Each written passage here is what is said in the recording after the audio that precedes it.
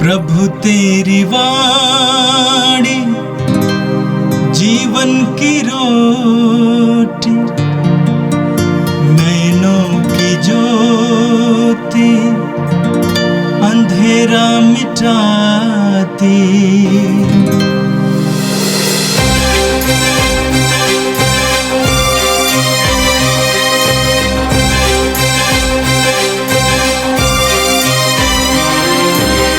प्रभु तेरी वाणी जीवन की रोटी, नैनों की ज्योति अंधेरा मिटाती। प्रभु तेरी वाणी जीवन की रोटी, नैनों की ज्योति अंधेरा मिटाती। वाणी वाणी वाणी वाणी वाणी पवित्र है, शाश्वत है, जीवन का मन्ना है। 2 जून मंगलवार। पहला पाठ संत पेतरुस का दूसरा पत्र, अध्याय 3, पद संख्या 12 से 15, 17 से 18। आप लोग उत्साहपूर्वक ईश्वर के दिन की प्रतीक्षा करें।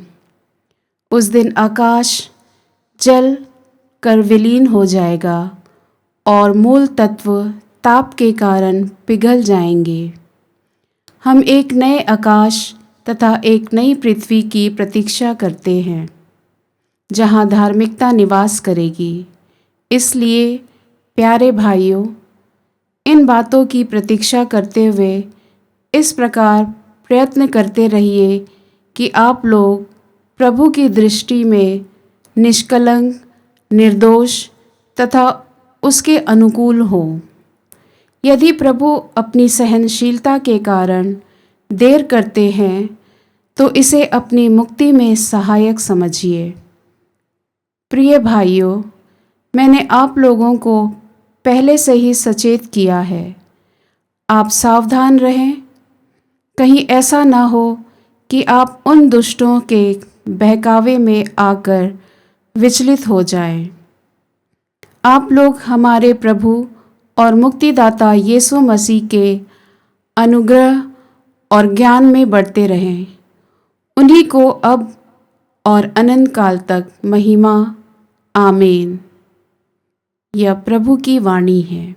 संत मार्कुस के अनुसार पवित्र सुसमाचार अध्याय 12 वाक्य संख्या 13 से लेकर 17 तक।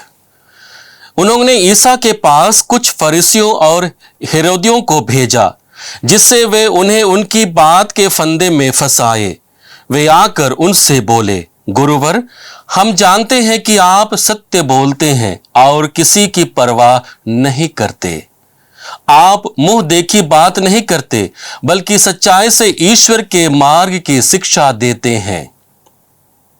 कैसर को कर देना उचित है या नहीं, हम दे या नहीं दे? उनकी धूर्तता भांपकर ईसा ने कहा, मेरी परीक्षा क्यों लेते हो? 1 दिनार लाकर मुझे दिखलाओ। वे 1 दिनार लाए और ईसा ने उनसे पूछा, यह किसका चेहरा और किसका लेख है? उन्होंने उत्तर दिया, कैसर का। इस पर ईसा ने उनसे कहा, जो कैसर का है उसे कैसर को दो, और जो ईश्वर का है उसे ईश्वर को। यह सुनकर वे बड़े अचंभे में पड़ गए। यह प्रभु का पवित्र सुसमाचार है। ख्रिस्त प्रभु की जय। यीशु में मेरे प्रिय भाई और बहनों, आज का पहला पाठ संत पेतरुस के दूसरे पत्र से लिया गया है। संत पेतरुस अपने दूसरे पत्र के अंतिम अध्याय में सारे विश्वासियों को प्रभु के आगमन की प्रतीक्षा करते हुए पवित्र और उद्देश्यपूर्ण जीवन जीने का आह्वान देते हैं।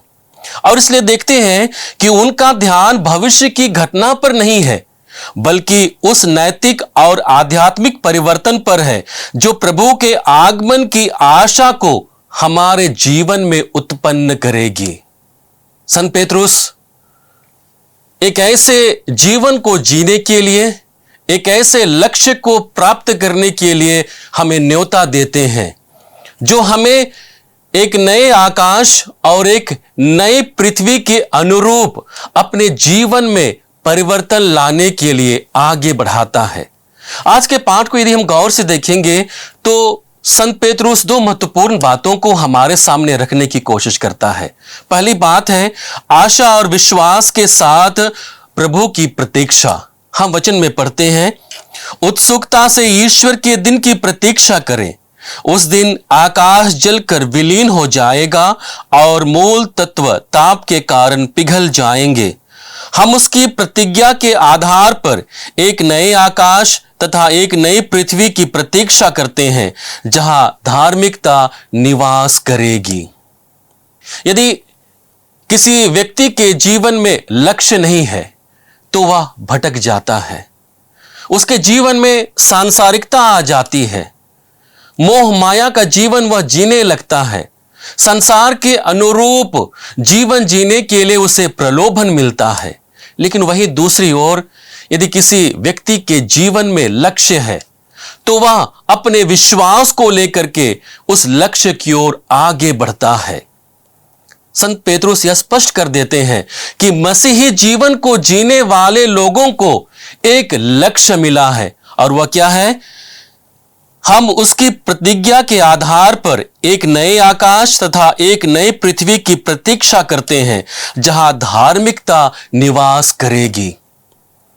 हमारे जीवन में उस परिवर्तन को लेकर के आना है, उस धार्मिकता को उत्पन्न करना है जो हमें प्रभु के प्रतिज्ञा के आधार पर नए आकाश और नए पृथ्वी के जीवन को जीने के लिए आगे बढ़ाएगा।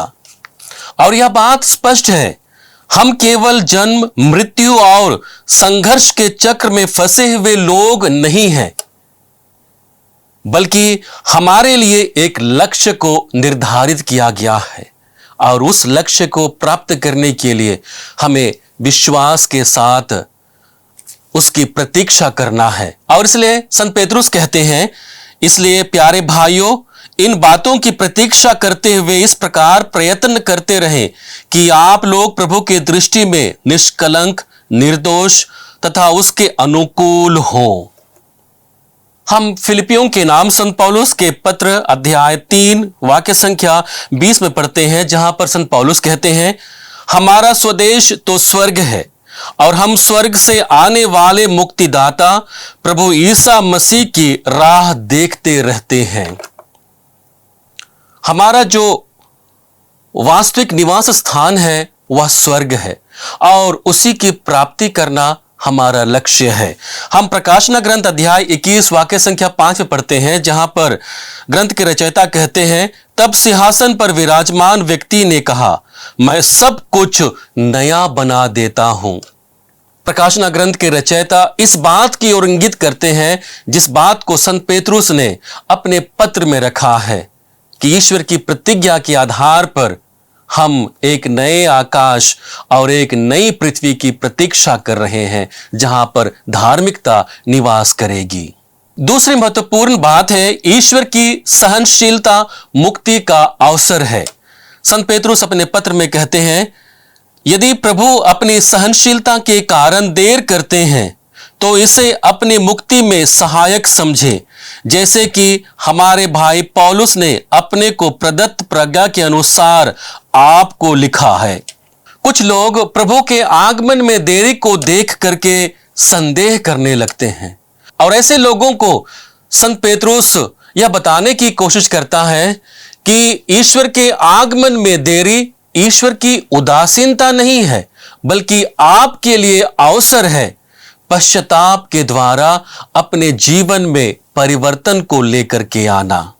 हम रोमियों के नाम संत पौलुस के पत्र अध्याय 2 वाक्य संख्या 4 में पढ़ते हैं, जहां पर संत पौलुस इस कथन को स्पष्ट कर देते हैं और कहते हैं, क्या तुम ईश्वर की असीम दयालुता, सहनशीलता और धैर्य का तिरस्कार करते और यह नहीं समझते कि ईश्वर की दयालुता हमें पश्चाताप की ओर लेकर के जाना चाहती है। यदि हम ईश्वर की प्रतीक्षा करते हैं, प्रभु यीशु मसीह के आगमन की प्रतीक्षा करते हैं और उसमें हम उदासीनता को देखते हैं, तो यह ईश्वर की उदासीनता नहीं है, बल्कि ईश्वर की कृपा मनुष्यों को प्राप्त होती है, जिसके द्वारा मनुष्य अपने जीवन में पश्चाताप के द्वारा अपने आप को और अधिक तैयार करता है। इसी उदासीनता को जीतने के लिए संत पेतरुस भी अपने पत्र में हमें एक उपाय देते हैं। हम पत्र के सबसे अंतिम वाक्यांश में पढ़ते हैं, जहां पर संत पेतरुस कहते हैं, आप लोग हमारे प्रभु और मुक्तिदाता ईसा मसीह के अनुग्रह और ज्ञान में बढ़ते रहें। उन्हीं को अभी और अनंत काल तक महिमा, आमीन। संत पेतरुस यह कहने की कोशिश करता है कि प्रभु के आगमन की प्रतीक्षा करते हुए व्यक्तिगत जीवन में जो उदासीनता आती है, उसको जीतने के लिए हमें लगातार अपने विश्वास को प्रभु में बनाए रखना होता है। और इसलिए मसीही जीवन केवल विश्वास की शुरुआत नहीं है, बल्कि उसमें निरंतर प्रगति है। जिस प्रकार से एक पेड़ अपने जड़ों को मजबूत करता है और उसकी मजबूती के द्वारा ऊंचाई को प्राप्त करता है, वैसे ही प्रभु पर अपने विश्वास को प्रकट करते हुए हमें प्रभु की प्रतीक्षा करनी होगी, और वही हमारे लिए उस प्रतीक्षा के मार्ग को सुगम बनाएगा। आज का सुसमाचार संत मार्कुस रचित सुसमाचार से लिया गया है। फरीसी और हेरोदी प्रभु यीशु को राजनीतिक और धार्मिक जाल में फंसाने की कोशिश करते हैं, और इसलिए उनसे पूछते हैं, क्या कैसर को कर देना उचित है या नहीं। यदि प्रभु यीशु हाँ में अपना उत्तर देते तो वे रोमी साम्राज्य का समर्थक बन जाते, और यदि प्रभु यीशु ना में उत्तर देते तो वे रोमी सरकार के विरोधी घोषित हो जाते। प्रभु यीशु उनकी धूर्तता को जानते हैं और उसे निष्फल कर देते हैं। प्रभु यीशु अपने उत्तर के द्वारा मसीही जीवन के एक महान सिद्धांत को स्थापित करते हैं, एक ऐसे सिद्धांत जो उस समय के जीवन शैली में भी महत्वपूर्ण था, आज के जीवन शैली में भी हमारे लिए महत्वपूर्ण है। सबसे महत्वपूर्ण बात है, अच्छा नागरिक बनना भी ईश्वर की इच्छा है। प्रभु यीशु कहते हैं, जो कैसर का है उसे कैसर को दे दो। प्रभु यीशु यह सिखाते हैं कि सामाजिक और नागरिक जिम्मेदारियों, उत्तरदायित्वों से भागना विश्वास का चिन्ह नहीं है, और इसलिए हमें अपने दैनिक जीवन में दोनों जीवन को जीने की जरूरत है। और इसलिए हमें कर देना है, कानून को समझना है, सामाजिक भलाई में अपना योगदान देना है, अपने कर्तव्यों के प्रति जिम्मेदारी का जीवन जीना है, और ऐसा करने से हम अपने सामाजिक और नागरिक जीवन को और बेहतर बनाते हैं, और यही जीवन को प्रभु यीशु उन्हें जीने के लिए न्योता देते हैं। हम रोमियो के नाम संत पौलुस के पत्र अध्याय 13 वाक्य संख्या 1 में पढ़ते हैं, जहां पर संत पौलुस कहते हैं, प्रत्येक व्यक्ति अधिकारियों के अधीन रहे, क्योंकि ऐसी कोई अधिकार नहीं जो ईश्वर का दिया हुआ ना हो।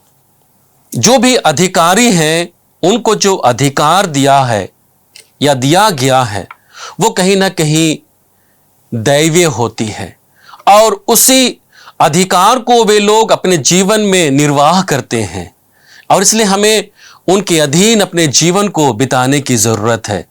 वचन संख्या 7 में संत पौलुस कहते हैं, आप सबके प्रति अपना कर्तव्य पूरा करें, जिसे राज कर देना चाहिए उसे राज कर दिया करे, जिसे चुंगी देनी चाहिए उसे चुंगी दिया करे, जिस पर श्रद्धा रखनी चाहिए उस पर श्रद्धा रखें, और जिसे सम्मान देना चाहिए उससे सम्मान करें। प्रभु यीशु भी अपने शब्दों के द्वारा यही कहते हैं कि जो सरकार के लिए है, जो नागरिक जीवन से संबंधित जीवन के लिए है, उसे अपने जीवन में तुम्हें जीने की आवश्यकता है, और ऐसे जीवन में हम अपने विश्वास को और गहराई से प्रकट कर सकते हैं। दूसरी महत्वपूर्ण बात है, हम पर ईश्वर का छाप है, और इसलिए हमारा संपूर्ण जीवन ईश्वर का है। प्रभु यीशु दिनार लाकर उसे दिखाने को कहते हैं, और उनसे पूछते हैं, यह किसका चेहरा और किसका लेख है। उन्होंने उत्तर दिया, कैसर का। इस पर ईसा ने उनसे कहा, जो कैसर का है उसे कैसर को दे दो, और जो ईश्वर का है उसे ईश्वर को दे दो।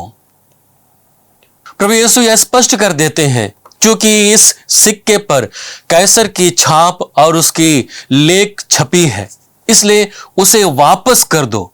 और उसके साथ ही साथ एक गहरे आध्यात्म की ओर हमें लेकर के जाते हैं और कहते हैं कि जो ईश्वर का है उसे ईश्वर को दे दो। प्रभु यीशु हमारे जीवन की ओर इंगित करते हैं जिस पर प्रभु की छाप है। हम उत्पत्ति ग्रंथ अध्याय 1 में पढ़ते हैं, जहां पर वचन कहता है, आओ हम मनुष्य को अपना प्रतिरूप में बनाए। हमारे जीवन में हम विश्वास करते हैं कि हम ईश्वर के प्रतिरूप हैं, और इसलिए हमारा संपूर्ण जीवन ईश्वर के लिए समर्पित होना है। और इसलिए हमारा जीवन, हमारी आत्मा, हमारी योग्यता, हमारी क्षमताएं और जितने भी कुशलताएं हमारे जीवन में हैं, वो सारी की सारी प्रभु की हैं, और हमें उसे ईश्वर को समर्पित करना चाहिए। हम कुरिन्थियों के नाम संत पौलुस के पहले पत्र अध्याय 6 वाक्य संख्या 19 और 20 में पढ़ते हैं, जहां पर संत पौलुस कहते हैं, क्या आप लोग यह नहीं जानते कि आपका शरीर पवित्र आत्मा का मंदिर है, वह आप में निवास करता है और आपको ईश्वर से प्राप्त हुआ है। आपका अपने पर अधिकार नहीं है, क्योंकि आप लोग कीमत पर खरीदे गए हैं, इसलिए आप लोग अपने शरीर में ईश्वर की महिमा को प्रकट करें। प्रभु यीशु यही चाहते थे कि हमारे जीवन में ईश्वर की महिमा प्रकट हो, और इसलिए हम केवल प्रभु को अपनी धार्मिक कर्म नहीं देते, बल्कि स्वयं को ईश्वर के लिए समर्पित करते हैं, और वही समर्पण के जीवन को जीने के लिए प्रभु यीशु आज हमें न्योता देते हैं। आइए हम प्रभु से प्रार्थना करें कि इस जीवन को जीते हुए, संघर्ष को झेलते हुए हम अपने जीवन को प्रभु को समर्पित कर पाए। हे सर्वशक्तिमान पिता परमेश्वर, हम धन्यवाद देते हैं पिता हमारे विश्वास पूर्ण जीवन को, जिसे तूने हमें दिया है। तेरे पुत्र में अपने विश्वास को प्रकट करते हुए, वचनों पर गहन रूप से मनन चिंतन करते हुए प्रभु, हम उस विश्वास को और अधिक जागृत बना पाए। हम अपना सर्वस्व तुझे समर्पित करने के योग्य बन पाए, जिसके द्वारा हम तेरी महिमा को अपने जीवन में प्रकट कर सके।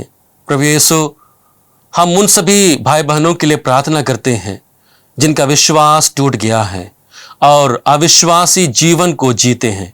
प्रभु, ऐसे भाई बहनों के जीवन को स्पर्श करना, उनके जीवन में विश्वास को जागृत करना, ताकि वे भी विश्वासपूर्ण जीवन जीते हुए अपने जीवन में तेरी महिमा को प्रकट करने में सबल हो सके। हम यह प्रार्थना करते हैं अपने प्रभु ख्रिस्त के द्वारा, आमीन।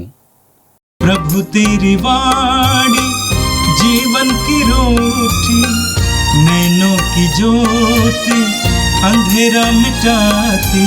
वाणी वाणी वाणी वाणी वाणी, पवित्र है, शाश्वत है, जीवन का